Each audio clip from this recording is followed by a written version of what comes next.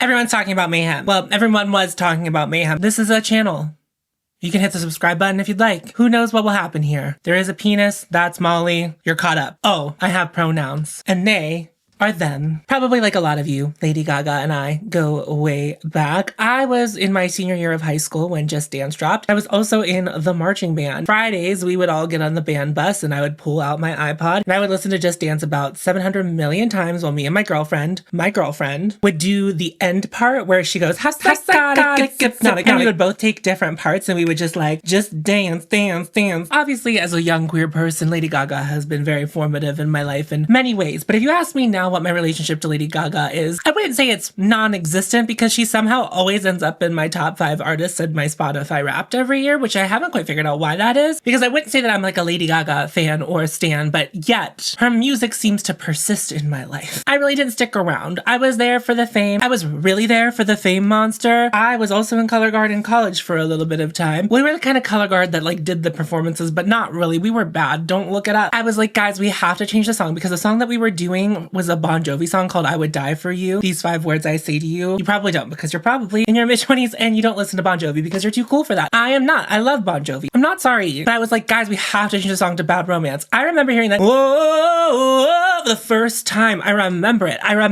It was life-altering, life-changing, and I still to this day think that Bad Romance is one of the best pop songs that's ever been released. I remember staying up till midnight, which is not a thing I do anymore because I work at 6 a.m. to watch Lady Gaga The Telephone premiere, which I'm pretty sure premiered at midnight, but I remember being up late and then we watched it 7 times. And back then we actually had an attention span and we could sit through the whole 10-minute, I don't even know how long it is, and then we started it over. That's how much we loved Lady Gaga back then. I was also around for the Born This Way era. I didn't love it as much. Do you guys remember whenever she sold it for 99 cents on Amazon? I bought the album for 99 cents, but that like actually led to some like legal changes whenever it came to the Billboard charts, I'm fairly certain. But also when I bought it, not all of the songs downloaded and I only got like half of the songs, and it turned out to be the half of the album that I liked the least anyway. So it wasn't a very good showing that day until I got the rest of the songs and I was like, oh my god, this album's pretty good. I did get lost around art pop, but I also had moved from my hometown to Chicago. I just didn't have a lot of queer people to talk about it with. And I also had to be honest with you, this is something that I have noticed about myself, is that I'm not really invested in the lives, the personal lives, the well-being of the artists that I listen to. I care about them enough to be like, wow, I hope their mental health is well. But I also wasn't like tracking what Lady Gaga was doing all the time like some people do. So I feel like I missed out on the art pop era and like what was trying to be done. And I remember listening to the album being kind of like, I don't think I understand this. Not for me. And I kind of moved on. I don't remember saying anything hateful about it, but I probably did try to be like a little bit edgy back in the day. Now I feel kind of like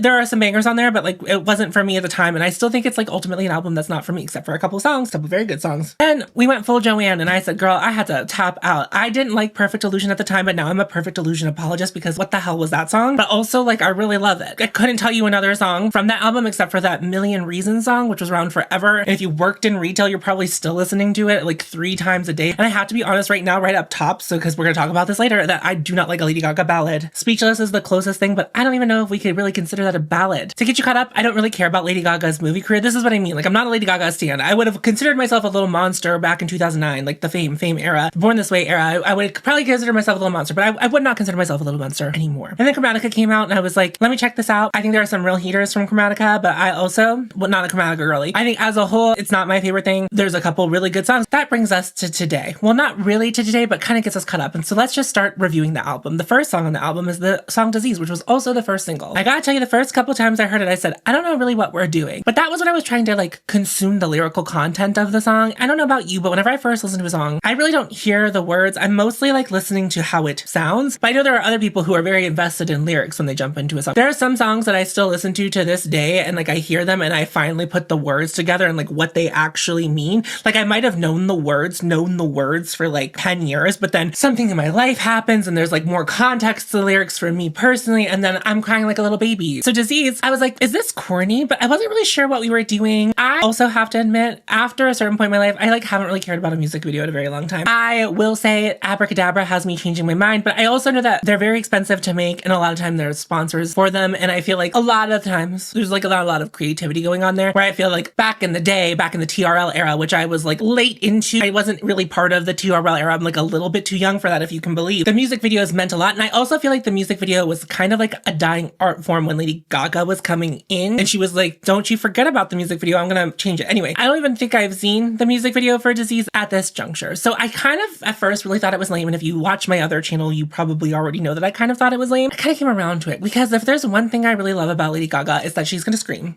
She's gonna scream. And she does. And my favorite scream on that song is the wow, wow, wow, wow, that happens at the end of the song. I'm not a great singer and I could insert the song, but I'm not gonna do that either. So you're gonna get what you're gonna get. Whoa, whoa, whoa. I don't know. Did I do it better the second time? I can try one more time if you'd like. You probably don't. But I also really love the like I love a scream. And then also the way she comes into the chorus, she's kind of like, you know how like she's just at a cut right after she starts trying to say you know, it's like, I love whenever we're screaming. I love a screaming Gaga. So I kind of came around to the song. Do I still think it's the best song that Lady Gaga has released? And I certainly don't think it's the best song on the album. And I will tell you after we talk about Abracadabra, like I feel like the first two singles were a little bit misleading. I also am a participant of the Fitness Marshall. If you don't know who the Fitness Marshall is, just YouTube it because he's on here. I'm a booty. The dance to Disease when they go, wah, sing it for me, baby, wah. You know, like that part really gets my whole life together. And now that I have choreo to it, it's just a whole different thing. And so I care about it more. But if you don't have choreo to it, you probably don't care about it as much. I also think that that song was pretty divisive, but I came around. Then the second track on the album, Abracadabra, came out as the second single. I'm fairly certain that this came out around the Grammys. Did I stay up all night to watch the Lady Gaga video at the end of the Grammys? No, I was asleep. Award shows happen on Sunday nights and they like don't know when they're going to end. And guess what? I have a 9 to 5. I have to go to that. And so if you're not going to be on my hours, then I don't really care. Anyway, I woke up the next morning at 5:30 because again, 9 to 5, but my 9 to 5 starts at 6 a.m. It's a long story. You don't need to know about it. You don't need to know what I do for work. I listened to the song. I actually watched the music video and I was like, I don't know what's happening, but it was also 5:30 in the morning. And I will say like Abracadabra is a really hard song to consume at 5:30 in the morning, right after you've opened your eyes. You're just kind of like,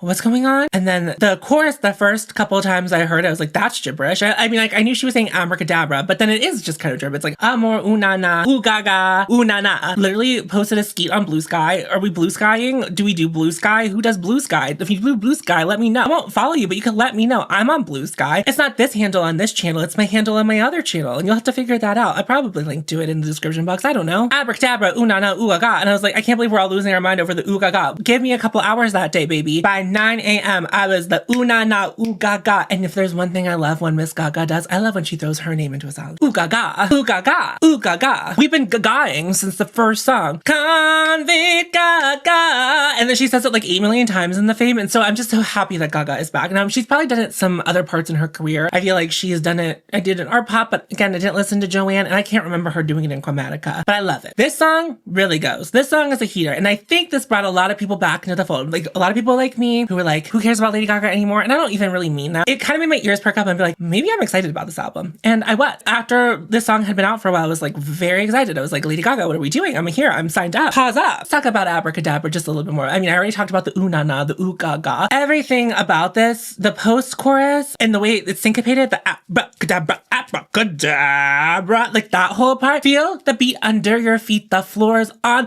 fire. Hello. And then the bridge. Phantom of the dance. Lord, come to me. Yes. Also, if you're a fan of Marina, you could definitely put the chorus of Immortal from Marina in that bridge and it would work. If there's a DJ in the comment section, make it happen. I can't do it. I don't know how to do that. I would love to learn how to DJ. I would love to annoy you with another talent that's useless. Another skill that I have cultivated that's useless and unimportant in the world. I would love that. I would love nothing more than that. Gaga's weird. Gaga's dancing. Gaga's doing crazy stuff. So everyone's like on board. Mayhem, pause up. Ready? Signed up. Okay. So now we're at the first track of the album that has not been released as a single. Sonically, we're not like far from where we're at. So it's like cool. Fairly certain the third song is Garden of Eden. I will tell you the first time I heard Garden of Eden, I didn't really like it. I never feel like I really get into those songs where they have like the talk singing. And this song really feels of a late aughts Britney kind of thing that's happening. And maybe a little bit of Kesha. Like it's like not really saying, we're just kind of like shouting. I didn't really care for that. But then we get to the chorus. I could be your girlfriend for the weekend. You could be my boyfriend for tonight. And I haven't really talked about it, but like the way that Lady Gaga layers vocals is masterful. And unfortunately, even though I don't have the voice for it, I love to try to opt up on all of her songs because there is always an opt up. It's a little bit lower in there, but you can hear it. You can like hear that like a little lower in volume, but you can hear it. It's like, that's the way I would like to sing it. And so I love everything about the chorus. And then by the second verse, I'm like into it. It's so many listens in. When I get to Garden of Eden, when it starts, I go, I don't think I like this song, but it's not true. I really love this song. I would say it's not striking me as a lot of other people it seems to strike. I feel like a lot of people are into that like skinky late aughts vibe. And I also feel like that's very the era that Gaga came up in. She wasn't really making songs I feel like sounded like that, maybe other than Poker Face, like bum bum bum bum bum bum bum bum bum bum bum bum.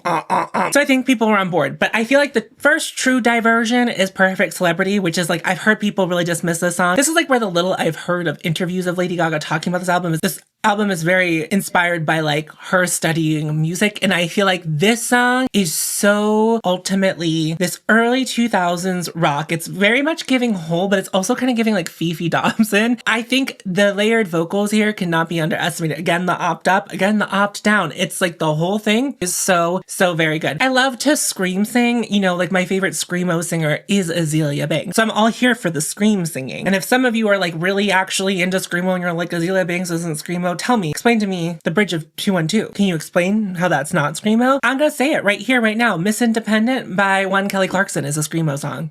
Don't come at me. I also feel like that song's a little bit like Nine Inch Nails-y. Still has the industrial sound that I feel like the first two tracks that were released. So I don't know why like people feel like this is like sonically somewhere else, because it does feel like follow the path that the first two songs that we heard. And like I feel like Garden of Eden's a little bit off that path, but I feel like Perfect Celebrity brings us right back to that sonic through line. And then I feel like from here is where everything kind of like goes in different directions. I hear a very certain era of music, and I'm wondering if maybe if younger people aren't liking it, which I'm not accusing young people of not liking it, but like maybe people who like didn't live through as much of the 90s or in the early aughts and like really like be aware of like everything that was going on at that time, perhaps like this doesn't hit as hard for them. But I think it really goes. It's not one of my favorite songs on the album, but I think it's really good, and I think that it's been dismissed in the discourse, and I think that's unfair. So now we're to track 5, which I would say is the first song that is very sonically different from the rest of the other songs that we've talked about. This is, I don't know, very David Bowie to me.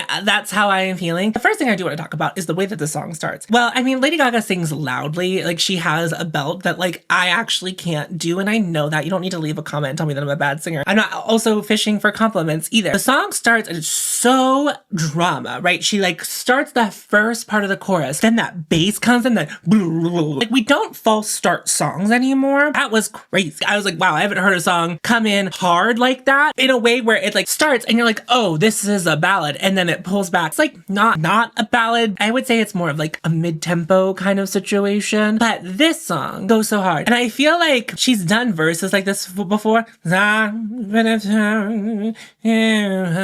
Specifically, again, we're going to talk about the vocals and how they come in. Whenever she sings Mine and then all of the other parts come in, I die. The pre-chorus is great. Do you see me? Do you see me now? I saw your face in mine in a picture by our bedside, and it doesn't always remain our bedside through the entirety of the song. It does eventually fall back to my bedside, meaning whoever that was no longer there. And I get that there's a lot of people in my life that were in pictures that are no longer in the picture. And I feel that spiritually. There's something just so pleasing about this. And that one thing I will say that we haven't really gotten into yet. This album wasn't made for like TikTok. I'm not saying that all music that like is made for TikTok or is made with TikTok in mind necessarily makes it bad. But Lady Gaga is really giving us space to like exist in the music. I feel like I haven't been able to do that in quite some time. I love a 4-minute track. I love a 3.5-minute track. If a track doesn't need to be 3 minutes, that's fine. Shawn Mendes, were any of the songs 3 minutes on his last album. I'm not gonna lie to you, you might be familiar with me, but if you're not familiar with me, I really liked Shawn Mendes up until a certain point. But that last album, I was like, we're just not gonna talk about it. Didn't even listen to it all the way through. I was like, I don't know what we're doing here, but like, I can't get into the Shawn Mendes discourse of it all. Moving along, I don't know, there was some conversation about reheating nachos, and I'm not gonna lie to you, I feel like I'm maybe a little bit too old to know about the reheating of the nachos, but I also left TikTok whenever the ban happened. Now, you might see a profile of mine on TikTok. I am posting content there, but I'm not going through TikTok anymore.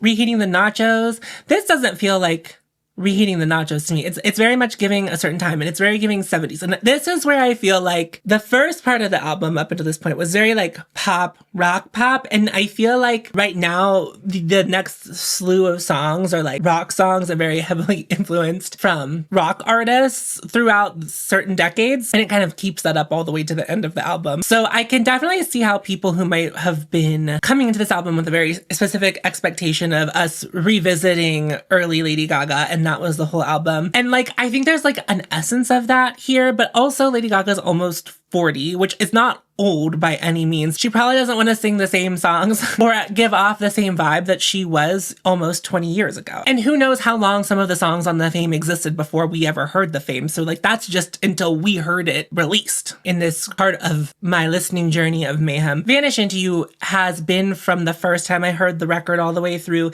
till now my favorite song on the album. But we're in a really good run of songs because the next song is the song Killah, which if you watch the SNL performance, and this is really giving like Prince and then like Fame David Bowie, which probably was inspired by Prince in some way. It reminds me of a lot of artists now who were also inspired by Prince. I feel a lot of like Kimbra coming out of this, and I'm not saying that Lady Gaga was inspired by Kimbra, but like Kimbra has this vibe, Janelle Monáe's early work has this vibe, and those were all artists that were like heavily inspired by Prince. And you can like hear the Prince in this song. And everything about this song is just gold to me. I was one of those kids in middle school who like listened to 70s and 80s and rock and was very into it. Also, I think as a young queer person that grew up in the late 90s and the early aughts, David Bowie was one of those gender queer people that like you couldn't quite put your finger on. And I really liked that about him. And I'm not going to say that I know all of Bowie's catalog, but like I definitely touched down on some high points of Life on Mars is still to this day one of my favorite songs. So this track is just kind of like perfect. I just love guitar. I'm not gonna say that all of the sounds are like organic sounds. That's not what I'm saying. But like there's instruments you can identify. There's obviously synths in there as well. I just feel like there are people who listen to like proper rock music who are probably like, so what, a guitar solo gets you off? And I'm like, I don't really get that in pop music because I am a lover of pure pop music. But I also am a lover of rock when it's done well. And I feel like this is like rock done well. You can hear the influences, you can hear the Gaga-isms in it as well, and I think that's what really makes it great. A pre-chorus. Do you guys think she's saying Bedroom Demon? That's what the internet says, but I think she's saying Bedroom Diva. And there's just something really cutty about saying, I'll be a full-time bedroom diva.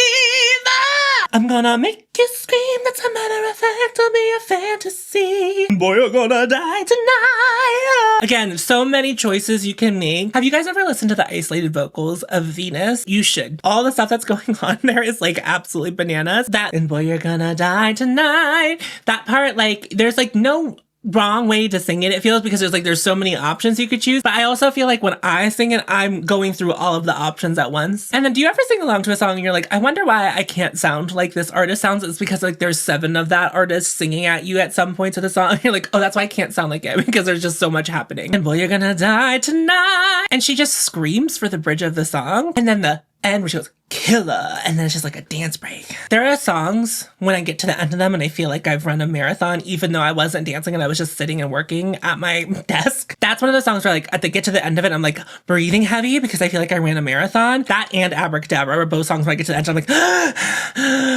but I can't catch my breath because the next track is Zombieboy. Whenever the album first dropped, I feel like a lot of the gays were really putting Zombieboy high up on there, and I don't really know where Zombieboy is falling. I feel like Zombieboy has fallen off for a lot of people, but I'm gonna make an argument for Zombieboy because it's actually been one of my more favorite songs in the more recent listens I've had. First of all, you get that Mickey, like that Hey Mickey at the top. We about to be up all night, waking up a zombie. If you loved Gwen Stefani's Holla Back Girl, what do you not like about this chant in Zombieboy? Because it's like similar energy. If you ever had Hey Mickey stuck in your head, I just don't understand what you don't enjoy about this shouting part. And then it starts and it's an 80s disco track. It's Blondie doing Rapture. I mean, it doesn't sound just like Rapture. The whole record to me, it's like listening to songs that I feel like I'm already familiar with because they're like so built into something else that I also am familiar with. So I'm getting like this full Blondie Rapture vibes where we're talking kind of through the verses. We get the pre-chorus and again, layered vocals, and you're closing in on me. No, I can't see straight, but my hands are tied. I could be a dive from your zombie bite. The weirdness of it. I don't think I could put my finger on what the song is about. I really couldn't. I don't know that I could do that if I even really wanted to. But like the song is batshit. And isn't that what Lady Gaga 2009 up until 2011 era was just like kind of batshit nonsense? I mean, it wasn't all nonsense. I'm not, that's feeling very dismissive of her work. And that's not actually how I feel. But like silly. It feels silly. It feels silly. It's well done silliness. And I'm all all here for it. I also love a chant. It's also another song that I feel like I get to the end of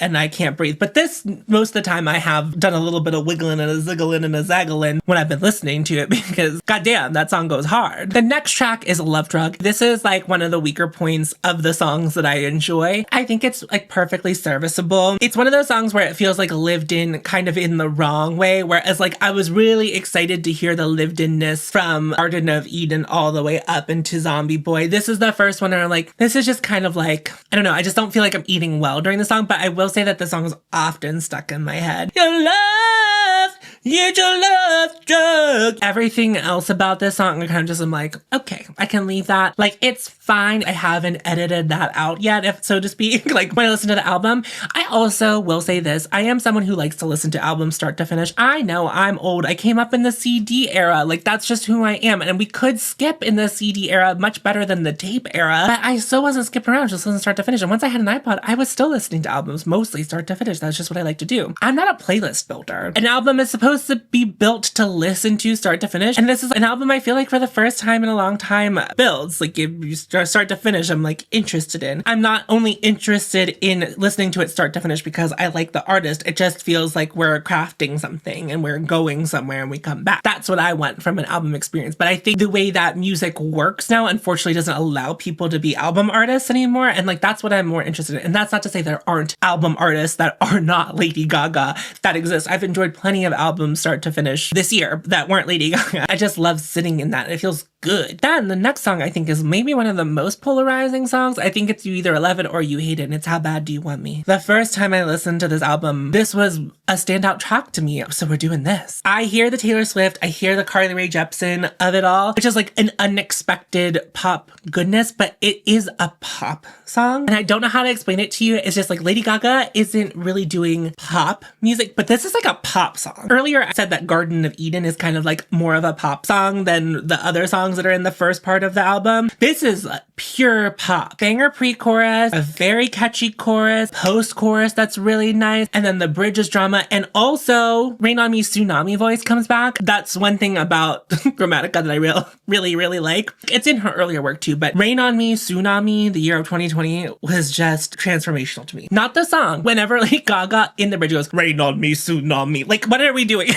That girl in your dreams ain't real. How bad do you want me for real? And then it's followed up by the that's girly pop, pure girly pop. We don't get Lady Gaga and pure girly pop very often, and like, this is just it. And the thing is, I feel like we're missing out on an aspect of Lady Gaga that we're never gonna get fed all of the way. I did hear in her last Culture Reese's interview that this one almost didn't make the track list, and I'm so glad it did. I'm so glad that her partner talked her into like putting it on the album. I really kind of feel like I wish Lady Gaga would do maybe a little bit of an Electro Heart era and be like, just put out a pure pop album. Because I also feel like during the whole movie, A Star Is Born, that movie, I feel like during that movie cycle, a lot of the homosexuals were like, hey, what about Hair, Body, Face? That song's kind of a banger. And also like The Cure kind of came out before that, but like feels like it was part of that era for some reason. And it's just like, these are pure pop songs. She's so good at it. I can see someone who is a musician maybe not being super interested in making that kind of music, but Lady Gaga has proven herself time and time again that like when she chooses to go pure pop, she's like so good at it, and I would love to hear that some more. So it's very like 1989 Taylor Swift era. She could be studying and performing Taylor Swift, because like if all the other songs have had these like very pointed points of view and pointed like studied points of view, why couldn't there be a Taylor Swift song, especially whenever like 1989 kind of had a similar sound to this? And I'm not saying like it's a Taylor Swift song, and I'm not buying into the rumors that like Taylor Swift did vocals on it. Like that'd be fun and cool if that was true, but it just kind of like has that pure pop vibe that when Taylor Swift does pop music, but she's not always doing pop music either, that pure pop music, oh god, it's just like heaven to my ears. I just absolutely love it. But it also kind of reminds me of Heart. I'm not thinking of like Barracuda Heart, I'm thinking of You're the Voice. You're the voice, try and understand it. Oh. Whenever they would do that, that's like kind of Heart song. I don't know if I've mostly heard like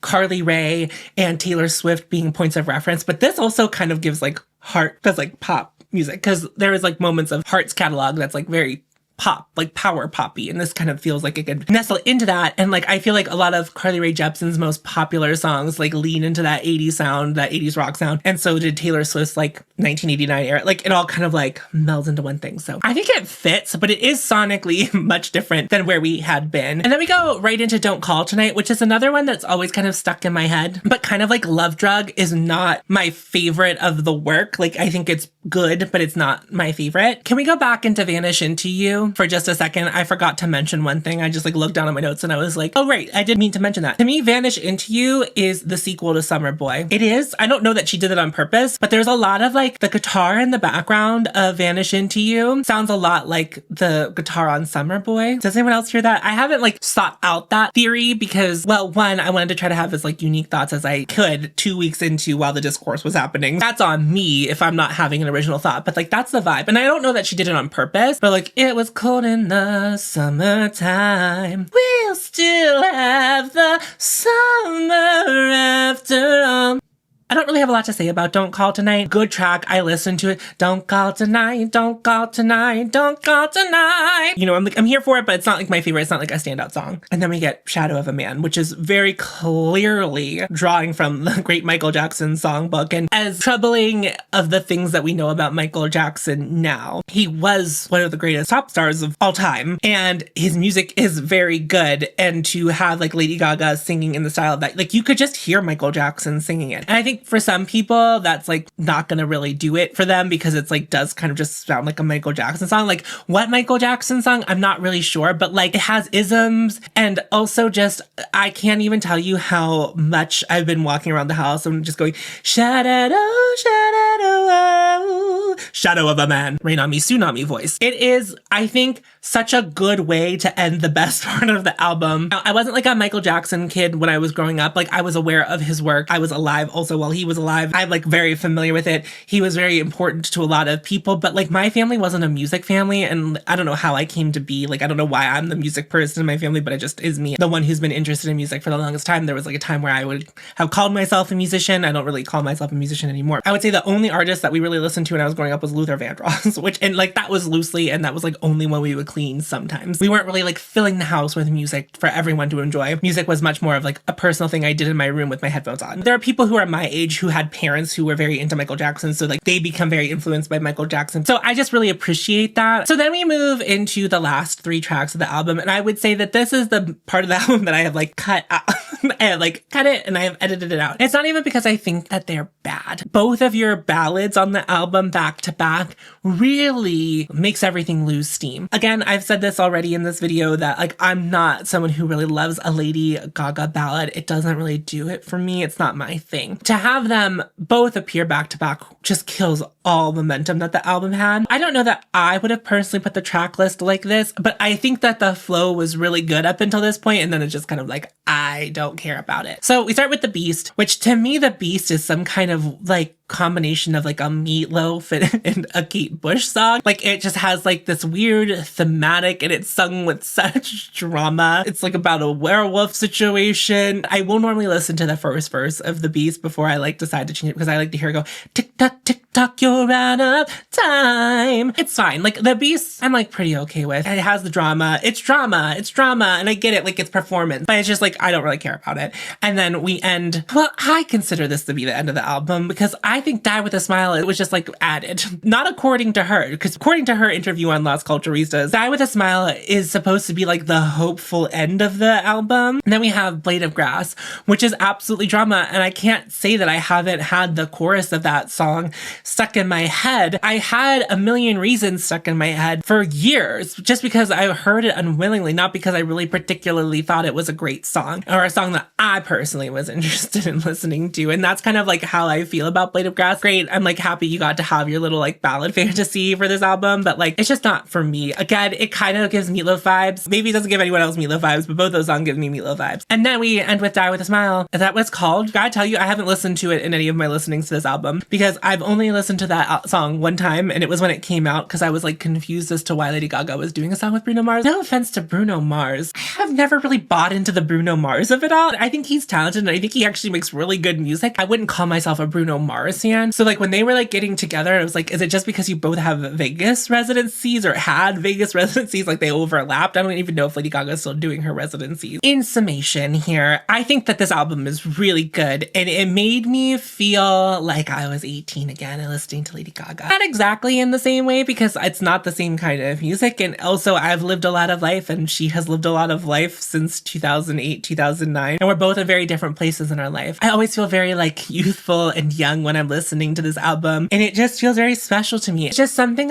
very special about an artist you maybe have lost touch with over the years, where their art resonates with you again, and that just feels really good. Because I guess I just don't really at this point in my life subscribe to that I have to like every piece of work. Very excited to have her back in the fold. So if I were to tell you my top 5 favorite songs from this album, it's gonna be Vanish Into You, it's gonna be How Bad Do You Want Me, Killah, Zombieboy, and probably Garden of Eden. Those would be like my top 5 songs for right now. But it does kind of evolve, and maybe at some point we'll get another song in there, you know, like maybe there will be a renaissance of another song. Abracadabra, I don't think it's played out. I think it's still a very good song. I'm not annoyed by it, but I was much more in my listening to the album in full, more invested in the songs that I hadn't heard because I was like, what's that? Did you listen to Mayhem? Let me know down below. I'm so curious about your thoughts. Be kind. This is art and it's all subjective. I think that all of us can say that Lady Gaga is very talented, even if this isn't the kind of music that we enjoy, because honestly, I'm just some fool on the internet who made a YouTube video. I have a beauty channel because I'm so beautiful. So if you somehow found this channel